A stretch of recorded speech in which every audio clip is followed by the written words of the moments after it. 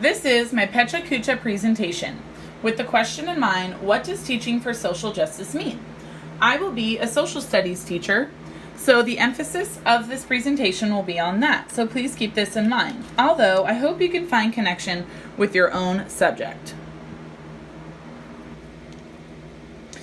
This is an image I made to represent my learning of what teaching for social justice means. It's sort of like Bloom's taxonomy in that it is hierarchical, moving from bottom to top, with the bottom being the first step and the top the last step.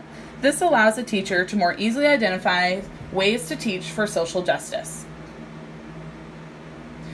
The first step is questioning your own teaching, which involves asking yourself questions such as, how does the content I teach help shape my students' identity? How can I disrupt negative identities to help shape positive ones? How do I socialize my students to understand norms, systematically training them in how they believe they fit into their social identities? For example, if I teach my students only of white males who have made a positive impact through history, what does this tell my female students about their capabilities as a human? What does this tell my male students? What does this say about white superiority and colored persons' inferiority? Am I teaching them this? Does this give them a basis to defend stereotypical views? Once you examine these, you'll have a better understanding of how to reach all your students equitably. By being aware of your own shortcomings, as well as the societal implications content has on students who have been historically disadvantaged, you allow yourself to reach other levels of social justice teaching. The second step to teaching for social justice is to teach an alternative history, which involves asking several questions. The first is, whose history is represented in the content? Teachers need to ensure various accounts of history are represented and that different minority groups are represented in accurate ways and not only presented as submissive to the dominant. The second question is, through whose perspective or lens is the content taught? For example, is this content taught through the eyes of a woman, a Hispanic, a poor or rich person? We as teachers must give our students differing perspectives so they can create their own understandings of history rather than tell them which account is correct.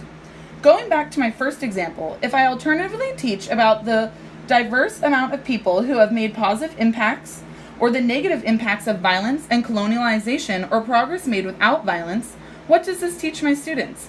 Does this teach them compassion rather than domination, planting seeds for creating other ways to solve world conflicts?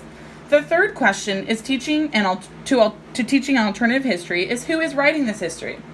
Teachers must be aware that history is written by those who write it, and we must seek out alternatives to the traditional teaching materials that promote a unidimensional lens of history, those that participate in heroification, in which leaders are made out to be heroes despite shortcomings and violent tendencies.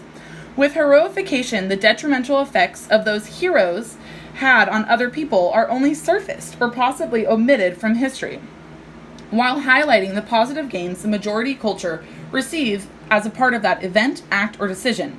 Through heroification, teachers participate in keeping white privilege. Their third step for teaching for social justice is to analyze norms and oppression. We must have our students analyze how norms are historically shaped. As quoted in the reader, since the world is of the present day, rooted in the world of the past, we need to examine the past if we are to understand why things are the way they are. For example, teaching that the U.S. is the land of immigrants contradicts the reality that Native Americans and Mexicans were already here, victims of genocide and displacement. By teaching about this oppression, you analyze how being white and speaking English is now the norm and how it historically came to be so, still affecting us today.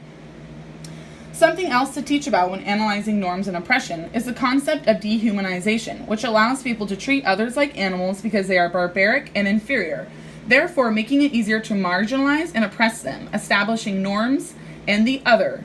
The essence of this is marking people as different, labels them as inferior.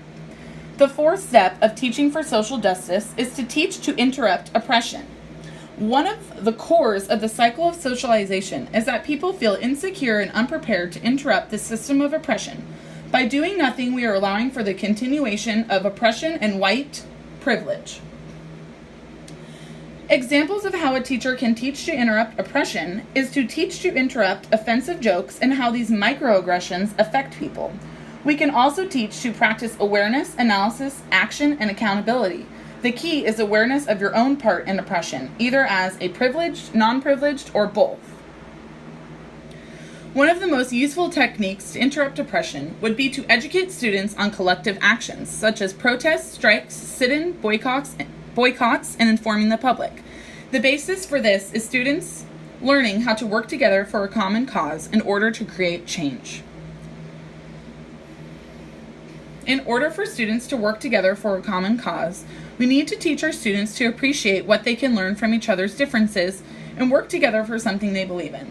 This is best highlighted by the following quote in the reader. We share an authentic human connection across our differences rather than fear because of our differences. Teaching for social justice is not one thing, but many. Most important is that we must examine ourselves and our own views, being aware of our own upbringings and socializations, to examine if this influences what we teach, and if it gives our students an equitable education experience. If we don't examine ourselves, our teaching will remain stagnant. Once you examine yourself, you enable yourself to teach for social justice. The next step is to teach an alternative history, asking how is the history I'm teaching shaping my students' identity? The next step is analyzing how norms and oppression is shaped historically. And lastly, teaching our students to act on what they've learned. Thank you for listening to my Pecha Kucha presentation. I hope that you liked my take on teaching for social justice and that my image that is hierarchical made it more cohesive to understand what teaching for social justice means.